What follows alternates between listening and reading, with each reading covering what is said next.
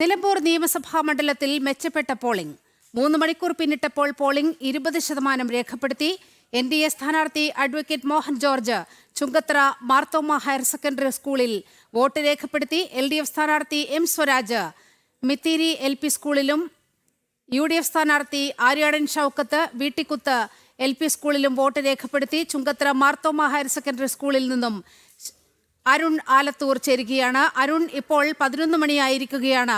മുന്നണികളുടെ ഒരു കണക്കനുസരിച്ച് ഏതാണ്ട് ഒരു 25% അടുത്താൽ മാത്രമേ കനത്ത പോളിംഗ് അല്ലെങ്കിൽ ഭേദപ്പെട്ട ഒരു പോളിംഗ് എന്ന് വിലയിരുത്താൻ കഴിയൂ എന്നതാണ് സാഹചര്യം. നിലവിലെ അവസ്ഥ എന്താണ്? 20% കടന്നു എന്നതാണ് ഇപ്പോൾ നമ്മുടെ മുന്നിലുള്ള വിവരം.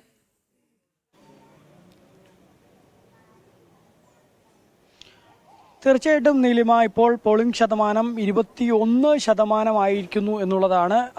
അതായത് പോളിംഗ് ആരംഭിച്ച് ആദ്യത്തെ 4 മണിക്കൂർ പിന്നിടുമ്പോഴാണ് 21% പോളിംഗ് രേഖപ്പെടുത്തിയിരിക്കുന്നത്. ഏതായാലും പോളിംഗിന്റെ ആദ്യ സമയത്ത് നല്ല രീതിയിൽ തന്നെയുള്ള തിരക്ക് മിക്ക പോളിംഗ് സ്റ്റേഷനുകളിലും അനുഭവപ്പെടുന്ന ഒരു സാഹചര്യം ഉണ്ടായിരുന്നു. പക്ഷേ പിന്നീട് ഇടവിട്ട് മഴ പെയ്യുന്ന ഒരു സ്ഥിതി ഉണ്ടായി. ഇടവിട്ട് മഴ പെയ്തതോടുകൂടെ തന്നെ പല പോളിംഗ് സ്റ്റേഷനുകളിലും തിരക്ക് നന്നേ കുറയുകയും ചെയ്തു എന്നുള്ളതാണ്.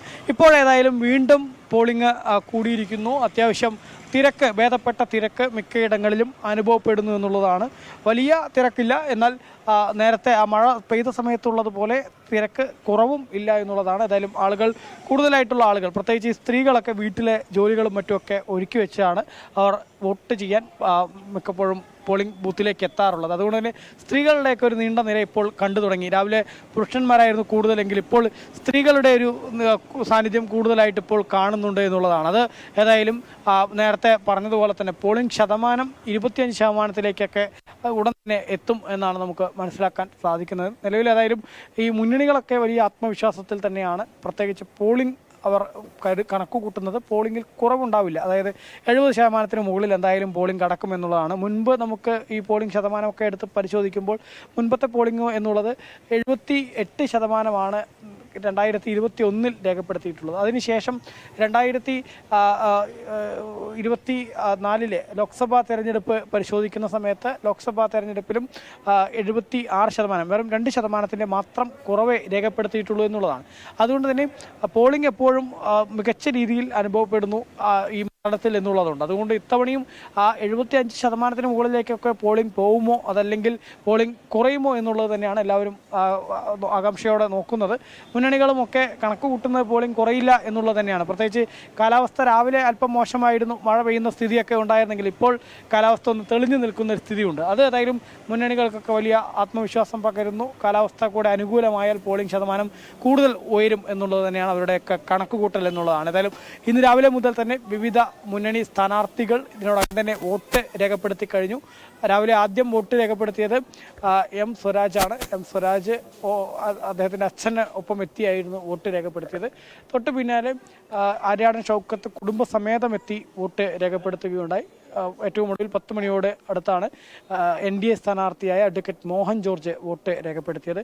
ഏതായാലും 3 സ്ഥാനാർത്ഥികളും തികഞ്ഞ വിജയ പ്രതീക്ഷ തന്നെയാണ് പങ്കുവയ്ക്കുന്നത്. ഒപ്പം സ്വതന്ത്ര സ്ഥാനാർത്ഥിയായ PV അൻവറും അദ്ദേഹത്തിന് വോട്ടില്ല എങ്കിലും ഈ ഓരോ ബൂത്തുകളിലും ചെന്ന് വോട്ടർമാരെയൊക്കെ നേരിൽ കാണുന്നുണ്ട്. അദ്ദേഹവും വലിയ വിജയ പ്രതീക്ഷകൾ പങ്കുവയ്ക്കുന്നുണ്ട്. M സ്വരാജ് പറയുന്നത് സർക്കാരിന് അനുകൂലമായിട്ടുള്ള ഒരു സാഹചര്യം ഉരുത്തിരിഞ്ഞിട്ട് വരുന്നുണ്ട് മണ്ഡലത്തിൽ. അതുകൊണ്ട് തന്നെ വലിയ മുന്നേറ്റം നടത്താൻ കഴിയും എന്നുള്ള ഒരു ആത്മവിശ്വാസമായിരുന്നു M സ്വരാജ് പങ്കുവച്ചത്. അതേസമയം തന്നെ ആര്യാടൻ ഷൗക്കത്ത് UDF സ്ഥാനാർത്ഥി പറഞ്ഞത് ഒരു ഭരണവിരുദ്ധ വികാരം നിലനിൽക്കുന്നുണ്ട്. അതുകൊണ്ട് തന്നെ തങ്ങൾക്ക് വലിയ ഭൂരിപക്ഷം ലഭിക്കും, മികച്ച വിജയം കരസ്ഥമാക്കാൻ കഴിയുമെന്നുള്ളൊരു കോൺഫിഡൻസ്, അതിൻ്റെ ആത്മവിശ്വാസമായിരുന്നു ആര്യാടൻ ഷൗക്കത്ത് പങ്കുവച്ചത്.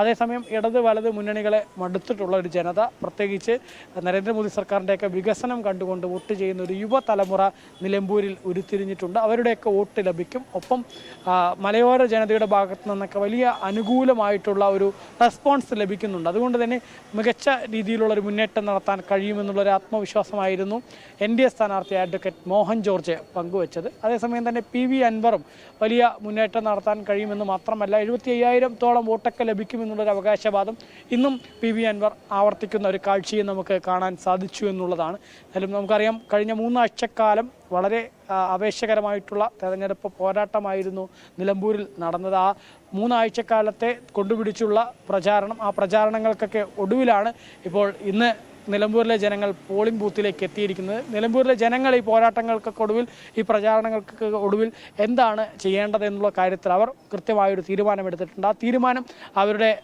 വിരലുകൾ ഈ പോളിംഗ് മെഷീനുകളിൽ അമർന്നുകൊണ്ട് അവർ രേഖപ്പെടുത്തുന്ന കാഴ്ചയാണ് നിലമ്പൂരിൽ കാണാൻ സാധിക്കുന്നത്. നേരത്തെ ഞാൻ പറഞ്ഞതുപോലെ തന്നെ രാവിലെ 5:30 ആയിരുന്നു മോക്ക് പോളിംഗ് ആരംഭിച്ചത്. 7 മണിയോടുകൂടെ പോളിംഗ് ആരംഭിച്ചു. പോളിംഗ് ആരംഭിച്ച് ആദ്യമൊക്കെ കനത്ത പോളിംഗ് രേഖപ്പെടുത്തി. മഴ പെയ്തപ്പോൾ ഇടയ്ക്കൊന്ന് മന്ദഗതിയിലായി വീണ്ടും സജീവമായി തന്നെ വരുന്നു എന്നുള്ളതാണ് ഇപ്പോൾ ഈ മണിക്കൂറിൽ നമുക്ക് ഇവിടെ നിന്നും മനസ്സിലാക്കാൻ സാധിക്കുന്നത്. അരുൺ, നമ്മൾ ഈ തദ്ദേശ സ്ഥാപനങ്ങളുടെ കണക്കുകൾ എടുത്തു നോക്കിയാൽ ഈ നിലമ്പൂർ മുനിസിപ്പാലിറ്റിയുടെ അവസ്ഥയൊക്കെ എങ്ങനെയാണ്? അവിടെ എങ്ങനെയാണ് വോട്ടെടുപ്പ് പുരോഗമിക്കുന്നത്? അവിടുത്തെ ഒരു പോൾ പെർസെൻറ്റേജിനെ കുറിച്ചുള്ള വിവരങ്ങളൊക്കെ ഇപ്പോൾ നമ്മുടെ മുന്നിൽ ഉണ്ടോ?